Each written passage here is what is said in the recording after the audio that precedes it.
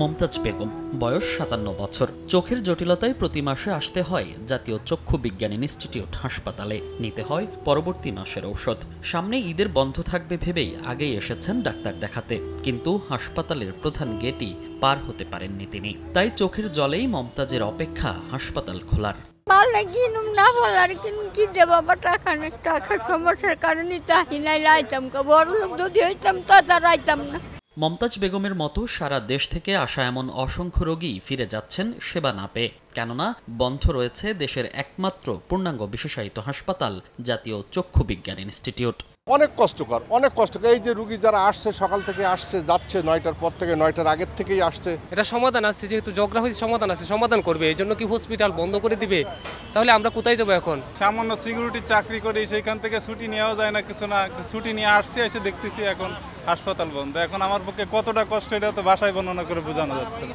শুধু বাইরে থেকে আসা রোগীরা নয়, যারা হাসপাতালে ভর্তি আছেন তারাও পড়েছেন বিপাকে। অধিকাংশই ছেড়ে গেছেন হাসপাতাল। শেষ 5 দিনের মধ্যে আমরা 2 দিন কোনো খাবার টাবার কিছুই পাই নাই।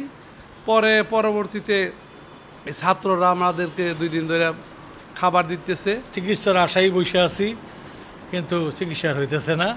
এখন কি করব তাও জানি না। কোনো হসপিটাল কর্তৃপক্ষ যে চিকিৎসা করব না করব না, বাসা অনেক রোগী চলে গেছে, আমরা আছি এখানে। দুর্যোগ শুরু হয়েছে, এর জন্য তো কোনো চিকিৎসা হচ্ছে না, নার্স বা ডাক্তার কোনো কিছুই নাই। হাসপাতালে নিরাপত্তা বাহিনীর সদস্য ছাড়া দেখা মেলেনি কোনো কর্মকর্তা কিংবা কর্মচারীর। ভারপ্রাপ্ত পরিচালক জানালেন, চেষ্টা চলছে সমস্যা সমাধানের। সমাধান করার জন্য চেষ্টা চলছে উচ্চ পর্যায়ের মিনিস্ট্রি থেকে, এবং একটা কমিটি গঠন করে দেওয়া হয়েছে। ওনারা 3 দিনের ভিতরে রিপোর্ট তৈরি করে জমা দিবেন।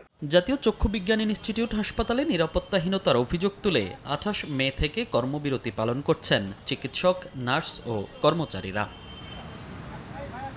মনির হোসাইন, সময় সংবাদ, ঢাকা।